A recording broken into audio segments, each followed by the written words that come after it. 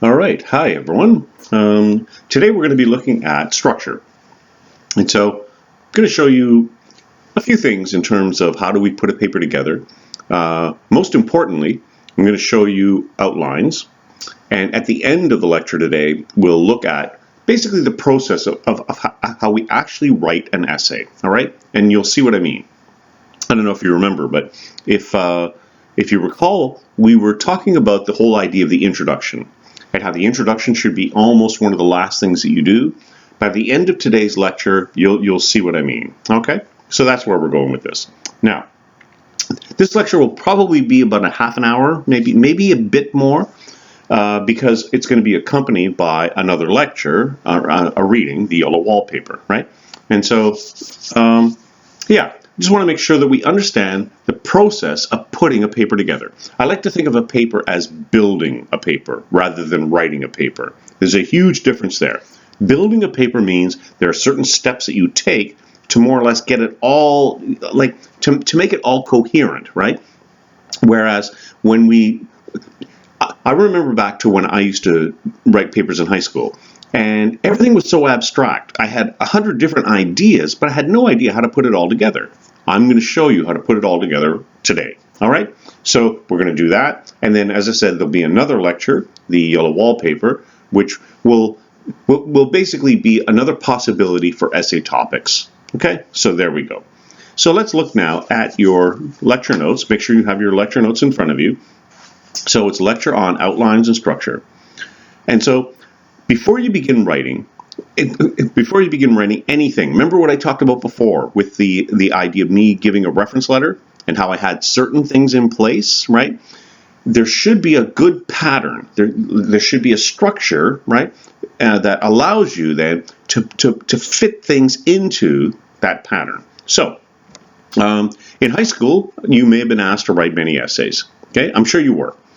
But what I've noticed is that for many of you, you were given an independent study, and so you were given the opportunity to go off on your own and write on a certain subject. But were you actually shown how to write a paper before you did the independent study? That's one of the things I've noticed over the years. So, in other words, that's problematic. It's one thing to be told, okay, go off and have your own time and do your independent study, but how do you actually put it together? You weren't taught that, okay, necessarily. Some of you were, but some of you weren't. So that's what we're going to do right now. Very general, okay? So take a look. The following is a basic structural template for any, and it's funny, I have literary essay there. It's true of all essays, okay? But obviously that's what I'll be looking for in our essays. So, very simple. We have an introduction, okay? There are three elements that go into any good introduction for any type of essay, whether it be literary or otherwise. Now, notice what I said there. Three elements. Not three sentences necessarily, but three elements. We have a general opening statement. So, when I say a general opening statement, I do not mean a thesis, okay? Some of you have been taught that you should have your thesis as the first sentence in the paper. No, don't do that, all right? And again, okay, sorry, I'm getting off track again. We want to break some of the habits that we've been given in high school, okay? So, just because you were told in high school that you have your thesis as the first sentence in your paper, no, just don't do it, all right? I'm trying to save time, okay? I'm just trying to save time. The first sentence of any good paper more or less opens up the area of discussion. That's it. That's why I'm calling it a general opening statement. So, there are many theories surrounding views of feminism in the 21st century. Okay, so notice what I did there. I didn't really say anything, did I? But if my paper follows properly, I'll know that the paper is going to be about feminism, differing views of the 20th century.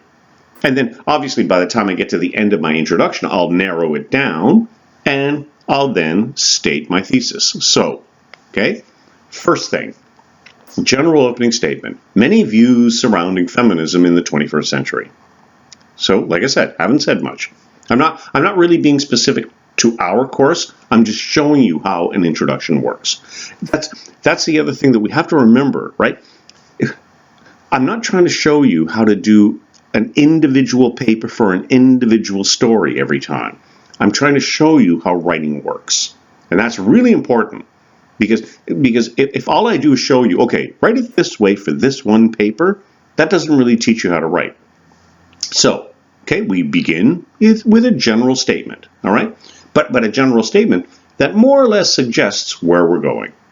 Okay, feminism in the 21st century. All right. Then we have something we call sections. Now, I'm going to come back to that in about 20 minutes, 25 minutes, because this whole notion of sections is basically how are we going to get through the argument?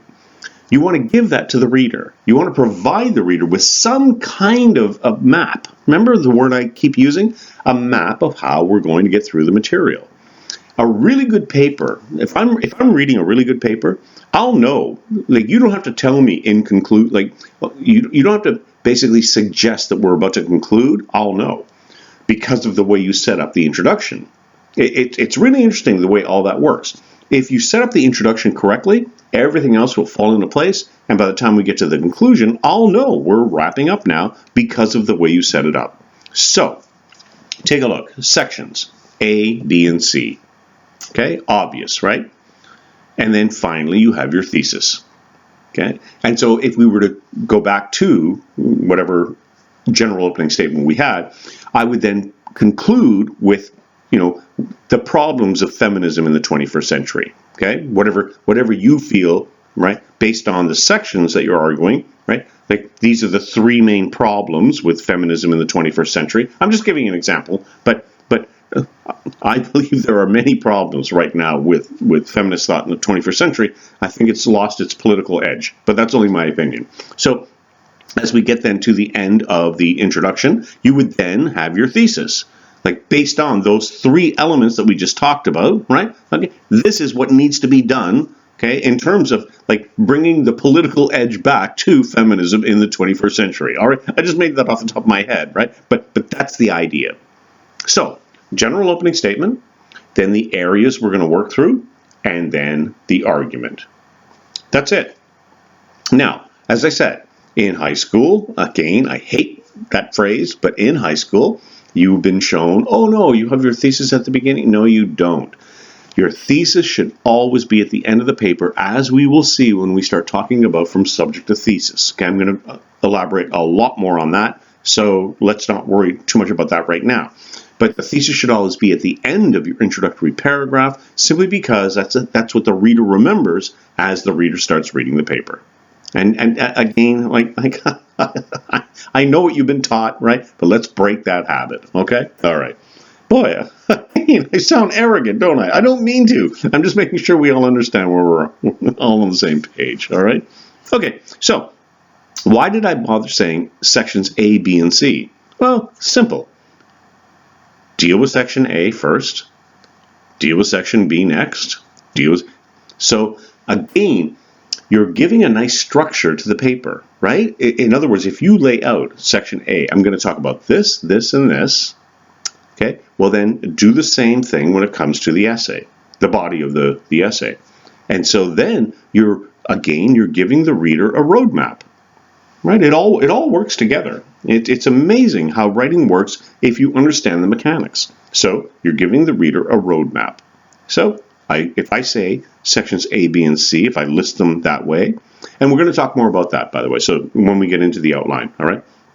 But when I say section A, B, and C, I'm simply talking about what areas, like I said, will I work through, okay? Oh, and by the way, for a literary essay, make sure your sections are never characters. Never characters, right? Don't have, I think I mentioned this last time. You don't want to talk about, remember I said mother, father, right? No, don't do that, all right? We're going to get more sophisticated, okay? Like we'll make it better. Okay. Anyway. And so then we have section A, and section A, whatever your argument is. And it's interesting, when I get into some of the theory that we're going to be looking at, I'll show you that the theory should probably be one of the first things that you would have in any essay, all right? First in the body paragraphs. So that's why I say supported by proofs, okay, from quoted material, okay, not examples. So it's a real subtle thing. Remember we talked about tone, okay, I think in the last lecture? So one phrase you never want to use in an English essay, okay, in a literary essay, never use the phrase, for example. Sounds odd, but you never want to be showing examples. Instead, you want to be pulling material from the primary source, the short story, as proof. So that's a subtle thing that we'll talk about as we move along, okay? I know that might sound a bit confusing right now. All I'm saying is for now, get rid of the phrase, for example. Just get rid of it in your writing, all right? All right. And so we have then section A, as I said, with proofs, quoted material, your argument, right? Based on whatever foundation, okay, that you have set up, okay, in the first section of your argument, okay, in section A. If you remember back, we talked a bit about that with Paul's case, okay? And remember I talked about Lacan. So let's just say you were using Lacan, that's exactly where you would start to define terms and everything else. It would be right there in section A. Not in your introduction, in section A. Then you would start to incorporate, right, and maybe blend with the story. But again, these things are every paper is different, right? We each have our own styles, right? But at least you would have the foundational material, right? Which would be like definitions or what have you, right? That would come in section A. Okay? All right. And then you would have then section B, section C, etc. And then you would have a conclusion. We won't worry too much about a conclusion right now, all right? For some reason, some students have a lot of difficulty when it comes to conclusions. Let me just say two things very quickly, all right? A conclusion should do two things. Not two sentences, but two things. You reinforce to the reader what you just did, and then you reinforce why you did it. That's it, right? But as I said, I'll speak more on that as we get into paragraphing and all that. But that's more or less what a conclusion does. I don't know why, but many students do have a problem with conclusions. And there are other things that I'm going to talk about at the end of the lecture today, which have to do with thesis statements, which are often found in the conclusion, all right? Okay, so let me just repeat something there. Don't worry too much about what I just said about the definitions and theory and all of that, okay? I might have thrown a bit too much at you, right? But when you watch the lectures on the short stories, okay, which you'll be seeing, like accompanied with this lecture, which you've already seen with Paul's case, then I think that will make more sense. So don't panic about emailing me saying, I don't understand what you meant by, don't worry, okay? I think it'll fall into place. But if you are using theory, all I'm saying is, if you are using one of the theories I bring up in one of the lectures, you don't want to hold off until page 4, okay? You introduce all that idea, okay, or those ideas, in the second paragraph of your paper. Sorry, I just confused the hell out of you. I know. When you're using theory, right, just keep this in mind. We're going to do this more and more, okay? And I probably talked about it already in another lecture with Paul's case. If you're going to introduce a theory, make sure you do it early. Don't wait. There's no point in waiting until page 4. Oh, your first outline, as a matter of fact. We're going to talk about that in a moment, all right? So I'm getting ahead of myself. Sorry about that, all right? So are we good? Basically, we have then an introduction. Introduction has a general opening statement, it has the sections of the argument, and then it has a thesis. Let's just worry about that for now, okay?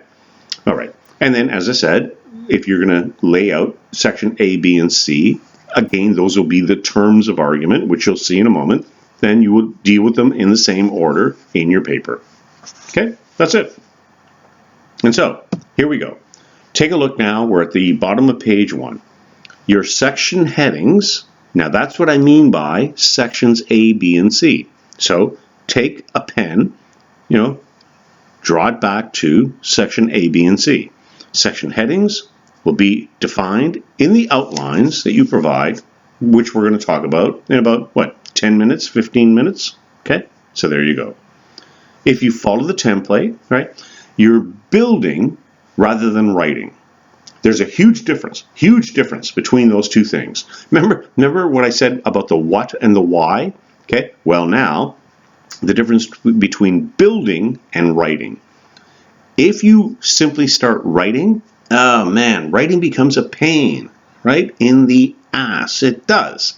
But if you actually build, then writing becomes so much easier. That's what I'm going to show you in this lecture, okay? So, we will explore this whole idea of section headings and all of that. We'll talk about that right now. Here we go. Okay? So I hope that made sense. Basically, I'm going to try and show you now how to build a paper. Not write a paper, build a paper. Big difference. Okay? So let's start. On page 2, we have an outline template. Very straightforward. Well, maybe not. Maybe I shouldn't say that. Now take a look at the top of the template, all right? The reason why I've set it up this way is to show you that this is exactly how an MLA essay would look like. It starts with all that information at the top left hand, okay? So that's what, just make a note of that. I'm gonna put a sample page on See You Learn, but I really shouldn't have to, because there it is. That's the way your paper should look at the very beginning. That's the first page of your paper, okay? Then you have, well, now for an outline, you would have your topic, okay? But for your actual essay, you would have your title. So notice where that is. Notice as well, the font is all the same. Remember what I said before about bolding? No bolding. So all there. And so now, what I'm going to ask you to do, the very first assignment that you're going to hand in, other than the quiz, you're going to have an outline that you will send to me. Okay, let's think about this just for a moment. Right? And again, you've got the notes in front of you. It should be pretty straightforward. You might have a tentative thesis. Now, don't worry, if you change your thesis, no problem. Don't worry about that, all right? But you might have a working thesis, and so feel free to include that. I then may make a note, or I might make, I might make a suggestion. Okay, so these things, once again, everything is in flux. Okay, but feel free, include a thesis. If you don't have a working thesis just yet, don't worry about that either. Okay, so what we're looking at now is this is going to be your first outline, right? Based on stuff we've already talked about. Okay. And so, like it says right there, don't be afraid to rework it, right? Maybe, like I said, I'll give you a comment or two and say, what about this word? Or think about this. And then you can rework it from there, okay? And then, first, okay, you will have Section 1 umbrella terms. Now, what in the world do I mean by that? Okay. When you have a paper, instead of just laying out a whole lot of examples, which you do not want to do, instead, you want areas of argument that you work through. I know in high school you were told your points of argument and all that. Try and get rid of all that kind of thinking as well, right? Papers are not that rigid. They simply aren't. But you do want areas that you're working through. And in a moment, I'm going to show you exactly what we mean when I give you a perfect example of an outline, okay? And so, let's think in the general just for a second, okay? We're just going to be general, okay? All right. So let's start then. First area that you're going to work through is the problem. What's the problem in the story? I mentioned that last lecture. What's the problem? What's going on here? You have to problematize the text. That's a common phrase when it comes to literature. Problematizing the text. In other words, why? Remember what I said before? Why does Paul do what he does? Okay, I'm sorry, but I'm just trying to be very clear. All right. So, problem. Now, I'm simply going to read exactly what's in the lecture notes. You should define specifically the main problem in the story as you see it. So remember, I'm not going to tell you that's the problem. Okay, that's old school thinking. Oh, this is the one way to look at this story. No, there's 100 different ways of looking at stories, right? And so you'll have to figure out that's the main problem. And remember, it's not going to be clear from a reading of the text, or at least it shouldn't be, in order to get, I got very excited there, but anyway, it shouldn't be from a reading. Like you should not say, if a character is told that he has a scar on his left arm, your essay should not be the fact that, okay, he does this because he has a scar on his left arm. No, okay, you have to figure that out, right? You've got to crack the code. Remember what I said before? All right. So anyway, choose one character as your main focus, as we're going to see in just a moment. Okay, and then maybe there might be a key word that you're working through. Okay, if you're doing, say, I wanted to give an example there, but anyway, if there is a key word that you want to work through, again, that you found from another discipline, fine.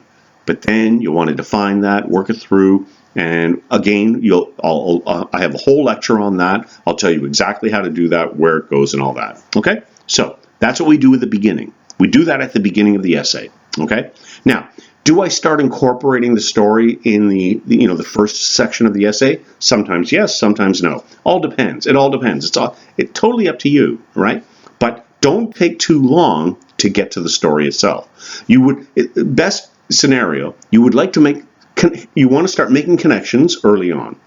So notice, in the first section, you want to lay out the foundation, the problem, right? But then you also want to start making connections to the story. I would say is probably the best way of doing it, right? A blending of both, okay?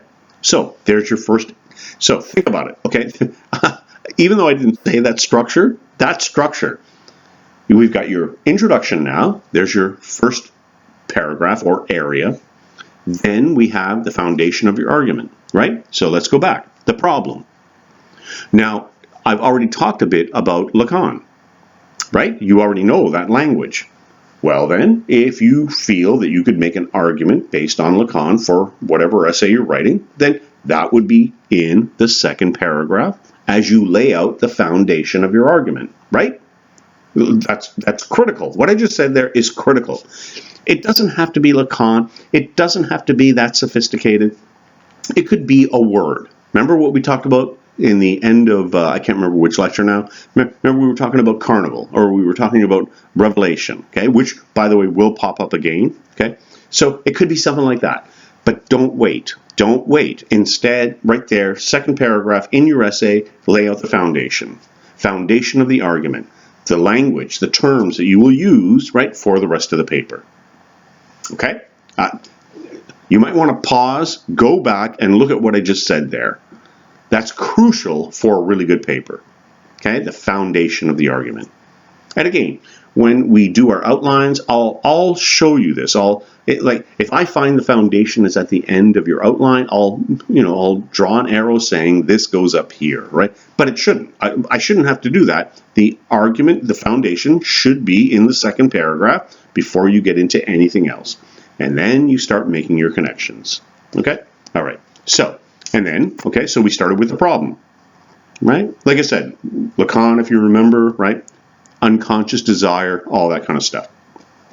Then, section 2. Now remember, we're not talking about paragraphs here. We're talking about sections. So again, there's no point in emailing me. I keep saying that. I know that. It's not like I don't want you to email me. What I mean is, you have to start figuring some of these things out. There's no point in emailing me saying, how many paragraphs should I have for? I don't know. Like each section that you work through, okay, one section might have one paragraph. One section might have two paragraphs. When you get into longer papers, one section might have 20 paragraphs. Right? That's just the way writing works, right? But think about that. That your first section, right, might have a paragraph or two, right? Then we get into the second section of your essay. And so the second section of your essay would be then, all right, why does the problem persist? I think I referred to that briefly before, okay? And so, let's take a look here, all right? Maybe other characters add to the problem. That's how you work other characters into the story. But you keep your focus on the main character. right? And that's kind of tricky. I realize it's kind of tricky.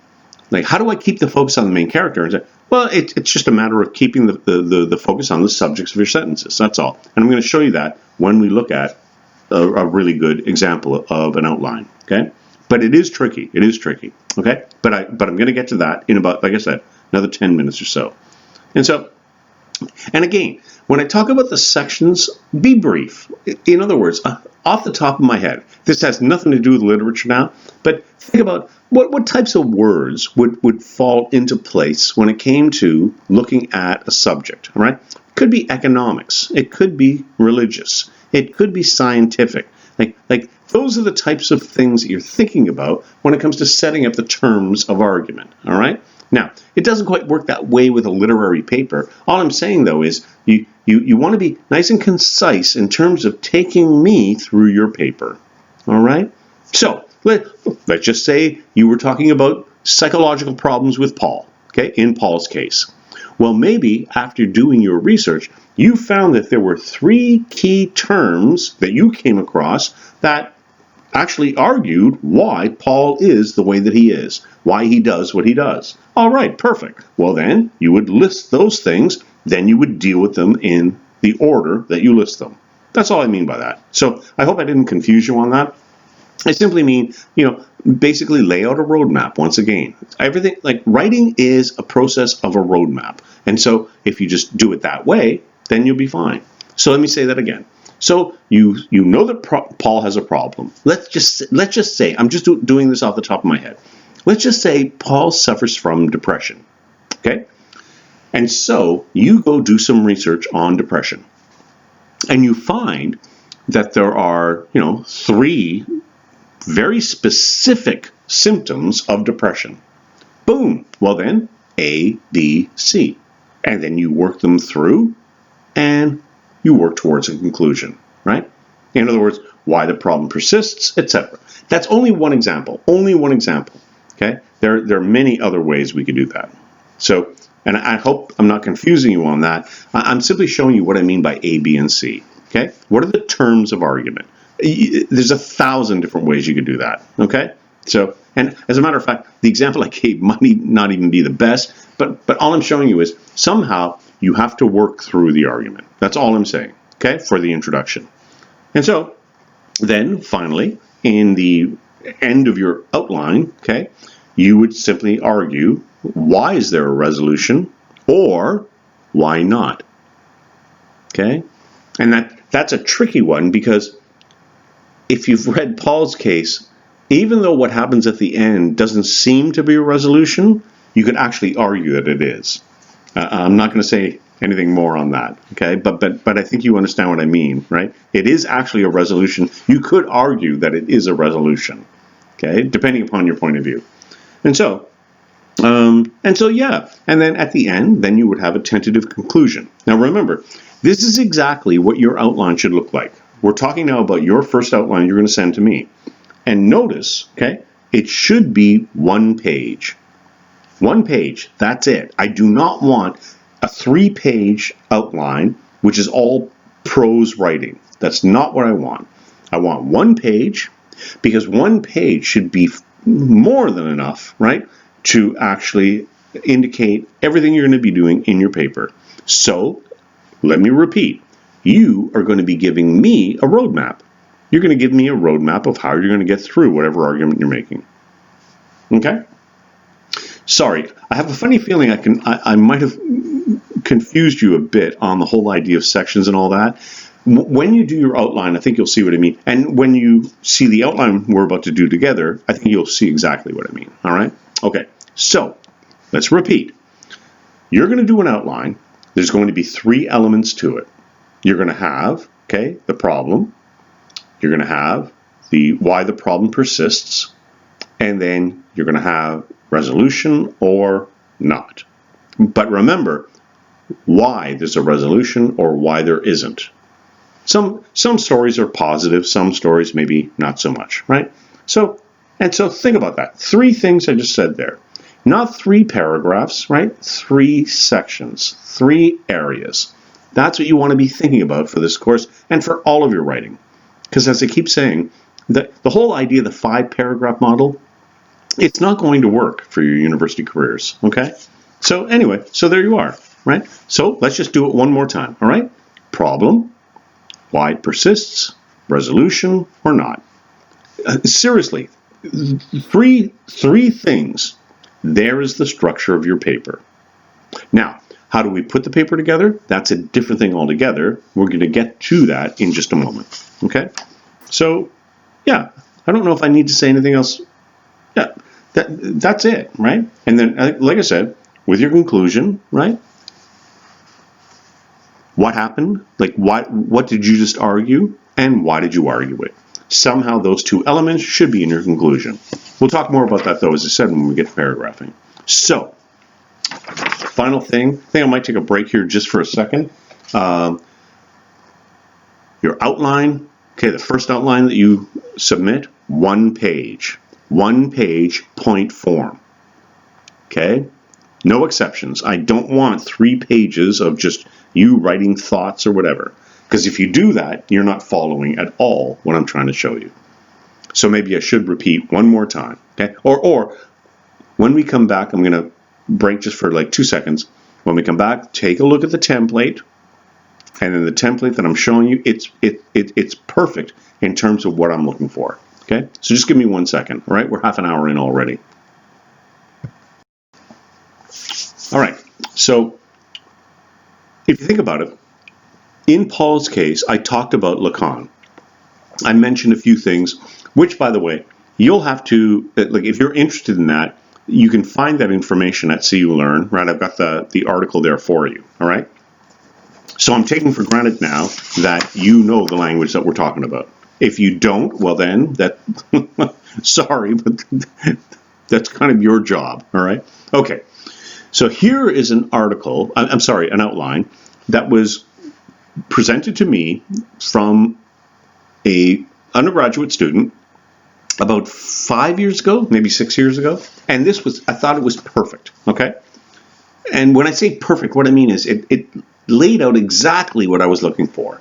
So, the story is a Canadian short story by Sinclair Ross called The Painted Door. And it's one of those stories, yes, it's set on the prairies. It would be one of those stories that you, oh gosh, why do I have to read this and all that? But it's kind of interesting because in the story, there is a woman who's married to an older guy. Okay? So I'm just giving you the general terms. And there's a huge storm that is about to blow in.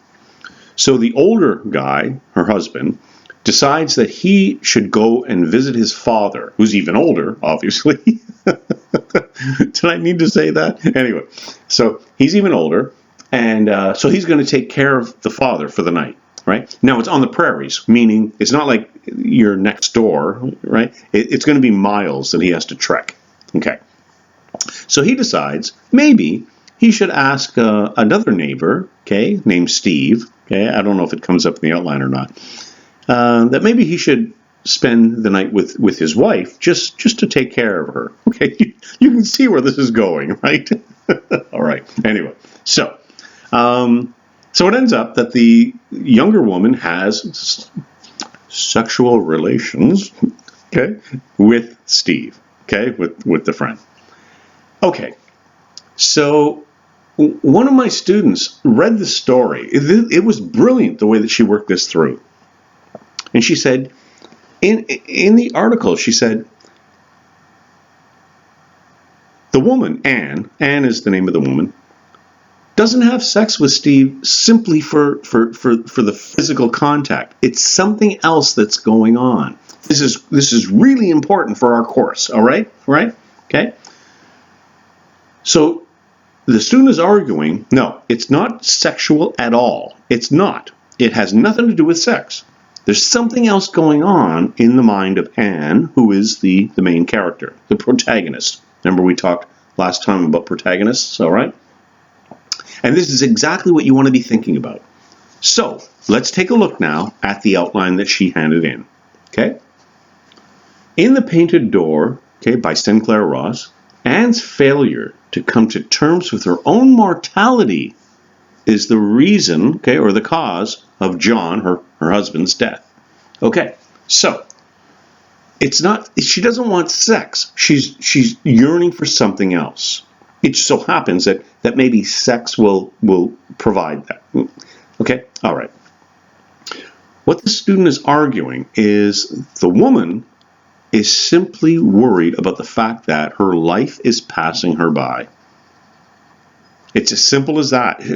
Her life is passing her by. So she's looking for something to fill that void, that sense of loss. I mean, if you're getting older, right, obviously there is a sense of you've lost something. Now remember what we talked about with Lacan. Well, you haven't really lost anything, but it's a psychological loss. Very important in literature. This comes up over and over again. It's only one example. I'll give you more, but very important, all right? And so let's take a look. As a matter of fact, now that we're going to look at this outline together, it's really clear. Okay. Lacan's development of the ego. So obviously the student already wrote, let's pretend now that I'm actually reading the paper, okay? We would already have the introduction. Remember what we began with earlier? So we already have that. So then, first section. Remember what we were talking about with sections? Now I think we begin to see what I mean. The first section is going to deal with Lacan's development of the ego. Well, if you don't know what that means, go read it. It's on So You Learn. It's right there for you. By the way, you don't have to. You don't have to. There are other things you could read or other things that I will mention, okay? All I'm saying is this student in particular, right, chose to use Lacan. So the whole idea of Lacan's development of the ego opens up the possibilities of argument, opens up the possibilities of language, right? So notice it sophisticates the whole idea.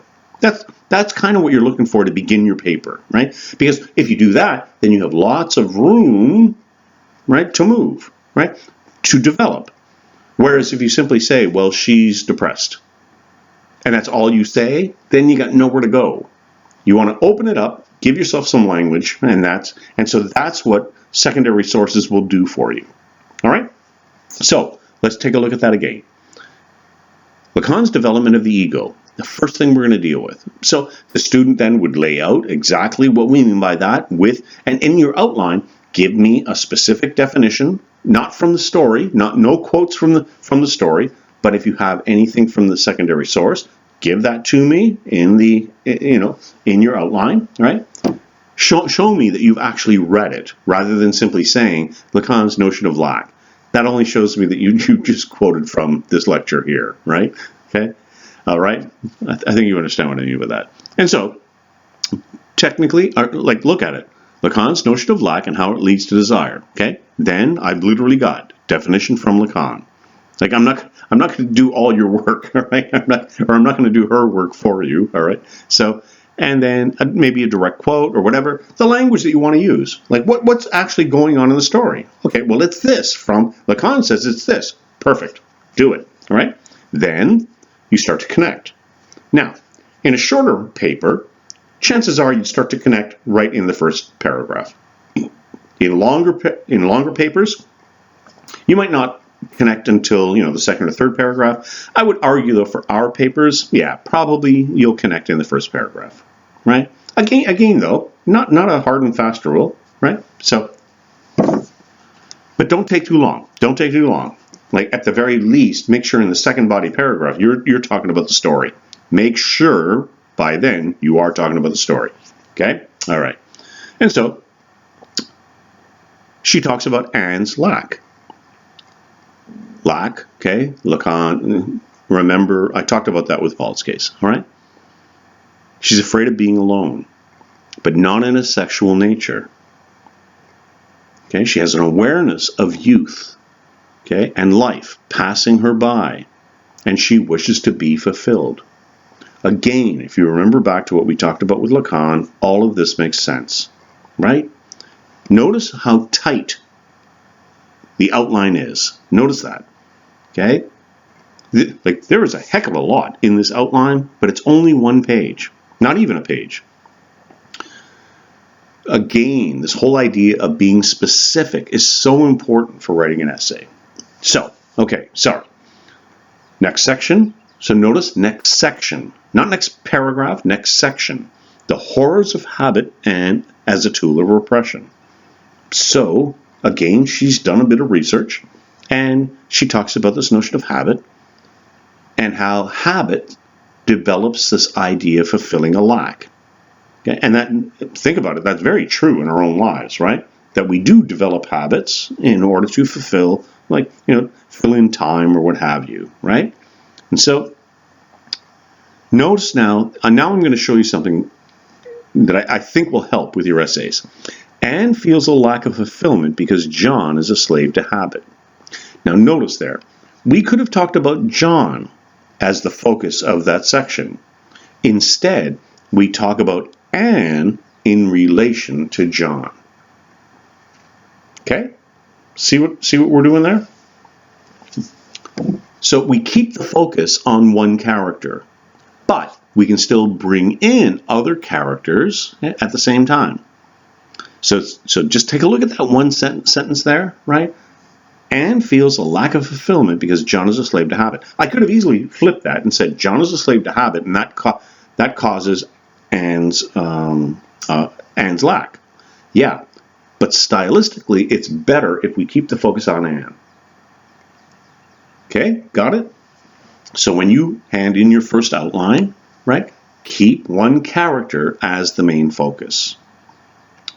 That way, the character doesn't become all the subject headings. Something else becomes the subject headings, as we can see here, right? Development of the ego, horrors of habit, right? And then repetition. So words like that, they become the structure of the paper. The character then, the main character then, is fit into all of those ideas, right? And therefore, you start to build an argument. I can't say, that was probably the best minute we're going to have in this entire course, all right? So think about that. Take a look at exactly what just happened there, okay? Character is not what sets up the sections. It's ideas, development of the ego, horrors of habit, repetition, or whatever you want, whatever you want to create on your own, okay? And then you take one character, keep that character as your main focus. As long as you do that, you can then bring in other characters or whatever, but let's go back to that sentence there, okay? Basically, Anne feels a lack of fulfillment because John is a slave to habit. Right? Do we get it? In other words, we keep her as the focus, but we can still bring him in. And we could have done that the other way around. It was like either way, right? So again, there's no point in emailing me saying, should I use this person as the focus or this person? That's up to you. That's up to you. But you want to keep the focus on one. And then, like I said, bring in others as we go along. Okay? Perfect. I mean, like I said, it's perfect the way that this is laid out. I'll be honest with you. When this was handed in to me, I made changes for the purpose of this course. Okay, there were a few problems with the outline, so I changed a few things, right? But I think you can see now exactly what I'm getting at. Okay, keep the focus. Keep the focus. That's one of the things that I tend to write in the margins. What is focus? What is the focus of this section? Like, you're just all over the place. Okay, keep your focus. So let's go back. Sections of the argument. Well, development of the ego, horrors of habit, repetition, involuntary repetition. Remember what we talked about just a second ago, or like almost 45 minutes in, half an hour ago, the idea of section A, B, and C. Right? Okay, make a note. A is ego, development of the ego. B, horrors of habit. C, involuntary repetition. Those are the kind of phrases you're looking for. Okay, so I think I've clarified that now. Okay, I do think I was a bit vague at the very beginning today, but there it is. That's what I'm looking for in your introduction. And then you work them through as you go along. Boom, done, perfect. Literally, there's an A+ paper as long as you are developing your ideas as you go along. So, okay. In the third section, she talks about something called the uncanny. Well, it just so happens she's doing a bit more than what I would ask for, because that's something from Freud. I'll talk about that in other stories, not with Paul's case, all right, or not with the yellow wallpaper. We'll get to that. But she obviously she probably had read these things from other courses, right? So don't worry too much. Like I said, do you remember when I said, I think it was last lecture, like just take one idea, work it through. Okay? One idea, but elaborate on that idea, right? You can have different elements. One theory is really what I'm saying. I shouldn't say one idea, one theory. And that should be good enough, all right? And again, I'm starting to give you those theories as we move along, all right? And then finally, yeah. Oh, and one last thing.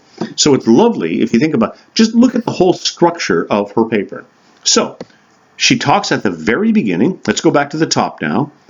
It's her failure to come to terms with her own mortality, right? Her death. That's the main emphasis of the argument.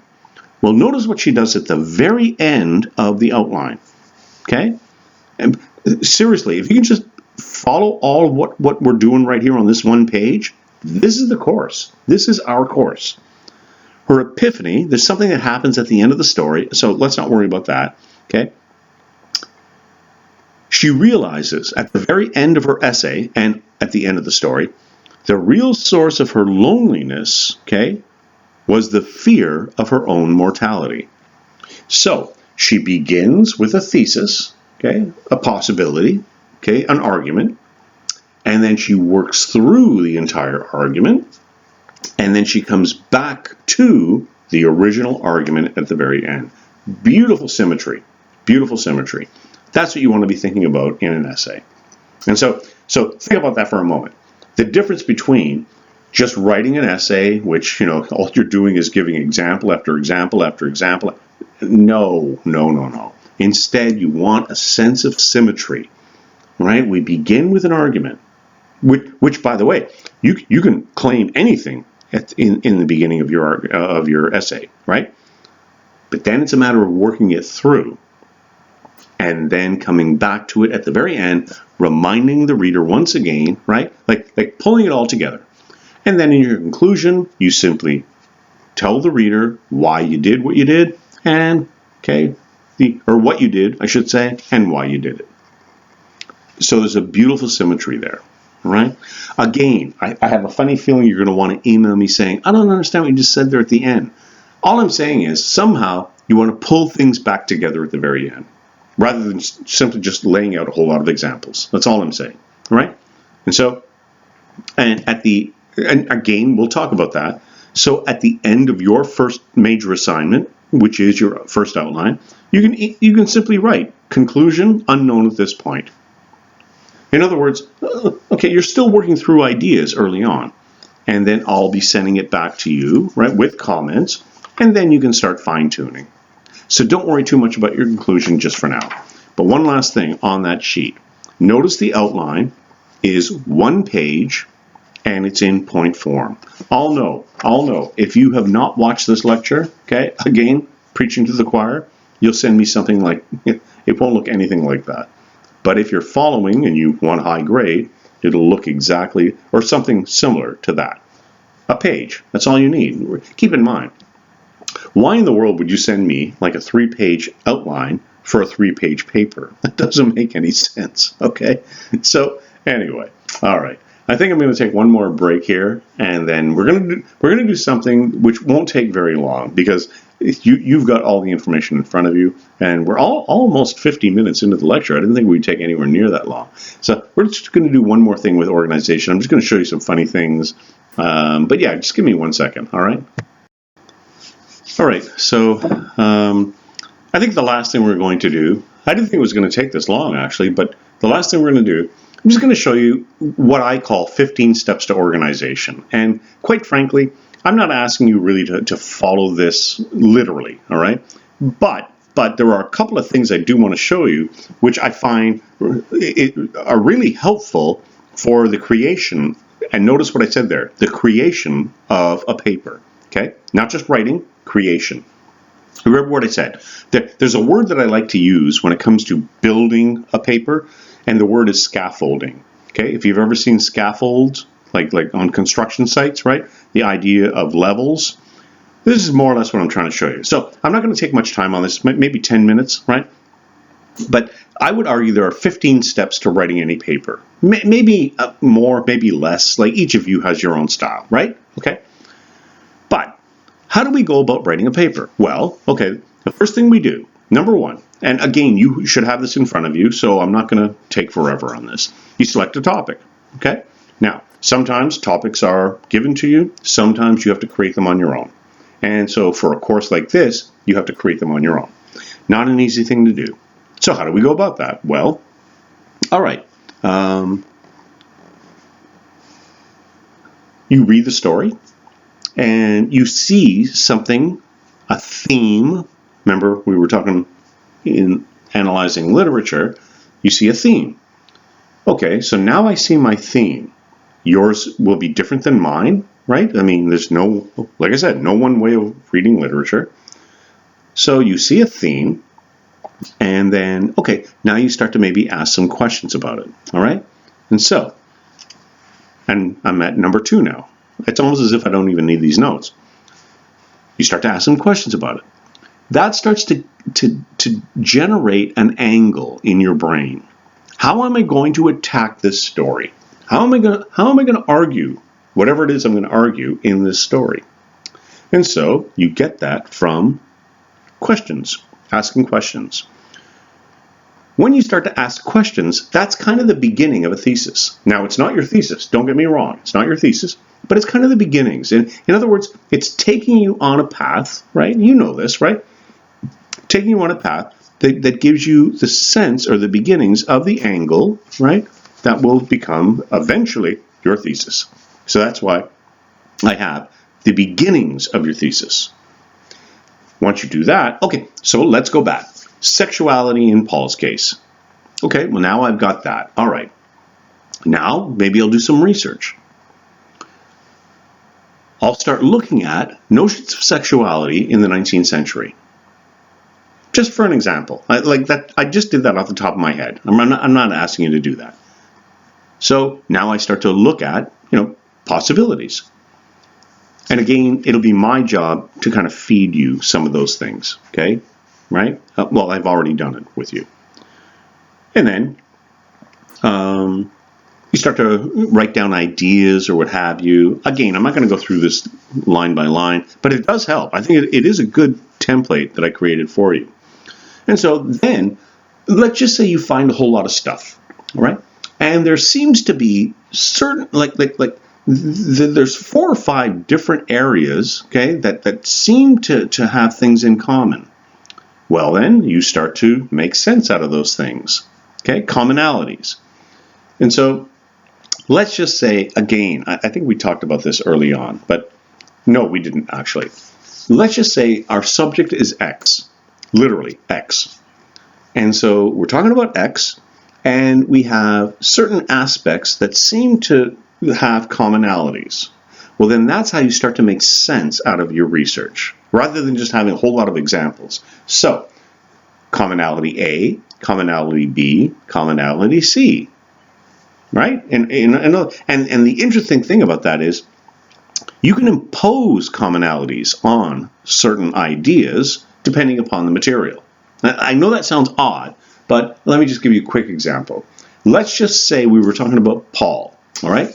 And we did a bit of research on greed, okay? Because, again, you've read the story. So, okay, so greed might be religious, might be economic, okay? Might be political. Boom, okay? That's what I mean by commonalities. So that's one way of making sense out of material. I just did that off the top of my head, all right? But I think you see what I mean by that, right? So somehow we want to make sense out of the material so that we have areas that we can deal with, rather than simply example, example, example, right? I mean, that's how writing works, okay, or should work. So, religion, political, economic, whatever. again, arbitrary what I just did there. But what I'm trying to show you is somehow you have to make sense out of the material, right? And then go back and look at the examples that I have here, right? Well, then you would position all the economic, like let's just say your paper was a bit longer, all the economic, well, you would position them in some kind of order. The religion, you would position them in some kind of order, okay? And then I don't even remember the political, I guess, and position them in some kind of order. Notice what I'm doing there. I'm building, building, building. I'm not writing. Then I would think to myself, okay, what order should those things be categorized in? What should I deal with first? Should I deal with the economic first? Or maybe the religion first? Okay? Or the political first? And again, so I know, for an English paper, it's a bit different, right? But the same rules still apply. Like, what areas am I working through? Okay, let's do one quickly, off the top of my head. Rocking Horse Winter. In the Rocking Horse Winter, okay, you can make the argument that the main character is an addict. Okay, he's addicted. Well, we could start with addiction. And then, well, enablers. And then, right, see what I'm doing there? So that gives me a section, and then a section, and then, and I won't say the third one, only because it gives away what's happening in the story. But you see what I'm doing there. So let's do it again. Addiction. Let's go back to what we just did earlier in the lecture. So I could start with a really good definition of what causes an addict, right? Okay, or like what are the symptoms? Not the symptoms, but what specifically does the main character have that creates his addiction? And then start connecting. Then, if you remember, okay, so that was the problem. Then, section 2, why does the problem persist? Sorry, why does the problem persist? Enabling. And then we move into the final section. Every paper works the same way. Every good paper works that way. And so let's go back to what we're doing here with the 15 steps. Okay? Position your groups. I'm into number 9 now. I jumped a couple, but they're pretty obvious. So position your groups into a logical order. Right? So remember what I said. Okay, so if I'm going to talk about addiction, well, I'd have to start talking about that first to set up the terms. Then I get into enabling or whatever. Not every paper works exactly that way, right? But that's how I would do that paper. Other papers might be different. Okay. Then, and notice what I'm doing there. I'm building. Okay? All I'm doing is building so far. I've done a lot of work, okay? But I haven't done really a lot of writing. I'm trying to figure out exactly how everything works, placing everything in the proper order. Then, finally, at step 10, I can begin writing. Okay? And I'm not kidding. So let's go back and think about everything we talked about in today's lecture. Not everything, but you know what I mean. If you have an outline, if your outline looks like the outline that I just showed you and you hand that in to me, you're almost done. You know you're almost done, right? Because now you're at step 10. I'm not joking. I am not joking when I say that. You're at step 10 because you've done all the other work. If I see in your outline, right, remember in the outline it said definition from Lacan. That tells me, no, you've done the research. You've gone and you know exactly what you're doing. Perfect. Like we're looking at an A paper, are we not? So for those of you who struggled in high school, I'm showing you that's exactly how you do it. I'm not kidding. If you did all that work and your outline comes back and it's like a 9 out of 10 or whatever, right? Boom, you're at step 10. Because you did the work. You did the work. Right? You did the work. So you're at step 10. And then that's where you start to write. You start to connect ideas, whatever. Now, probably by that step, you're close to being done with your thesis. In other words, quite often what we'll find is you're not quite sure what you're working through to begin with, but by the time you get to that step, it'll be there at the end. You'll know, okay, there it is.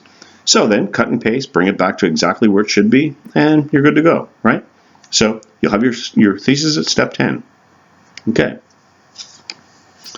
You might want to fine-tune it. Like, you know how that works. You're on the bus or what have you, and all of a sudden it hits you like that's exactly the word I'm looking for. Yeah, but you're at that stage now. Okay. And then I'm going to jump over number 11, all right? We're going to talk about that later on. Topic sentences, thesis, transitional sentences, and all that. Let's not worry about that for now.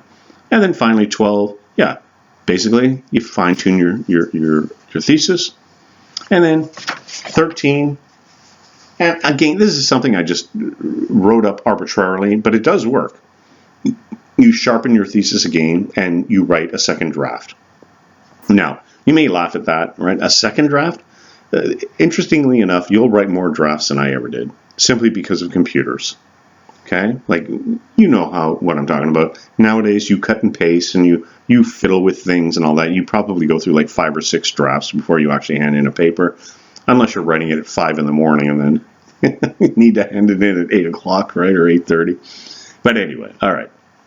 A couple of last things, and then we'll be done. I didn't think we were going to take an hour, but we did. Once you're finished your paper, okay, we're talking now about your paper, not your outline. Once you're finished your first essay, leave it alone. It's incredible. You can edit your paper over and over and over again. You will not catch your mistakes. Okay, you'll catch very few. Instead, it's best to leave it alone. Okay, just go away, do something, work on something else, right? Or give it to somebody else and have them read it. It doesn't matter if they know the material. Seriously, it really doesn't. Someone else will be able to tell you, well, you started talking about this, then you ended up at this. Or they'll be able to show you, why are you talking about this in the middle of your paper that has nothing to do with anything else? So that's why it's a good idea to give it to someone else. All right. But other than that, there's only one last thing I really need to elaborate. Okay. Once you've figured out, and I think I mentioned this to you in the introduction to the course, once you've figured out this whole idea of sections, how a paper works in terms of sections, not paragraphs. Okay. Don't think of paragraphs anymore. Once you think, okay, I'm going to work through this section, then this section, then this section, you'll be able to write 100-page papers. I'm not kidding. I'm not kidding. The more knowledge you have, you'll need more knowledge, obviously, right, to be able to lay out the foundations of a long paper. But once you have the structure, that won't matter.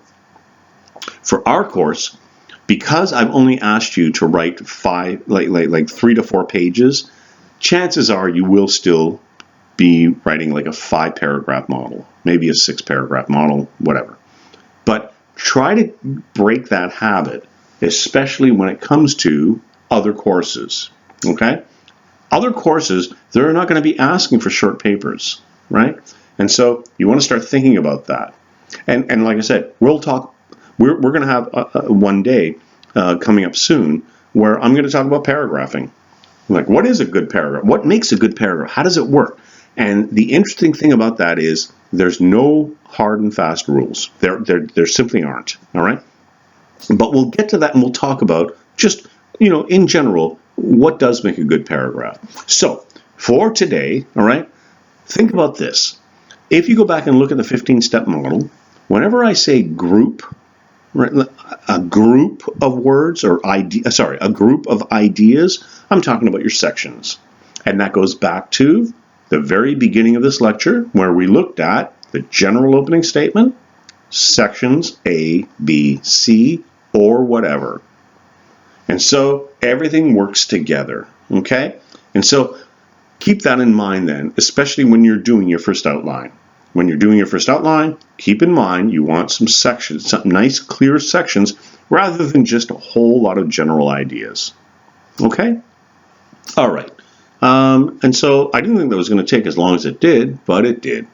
And so that concludes this lecture. All right.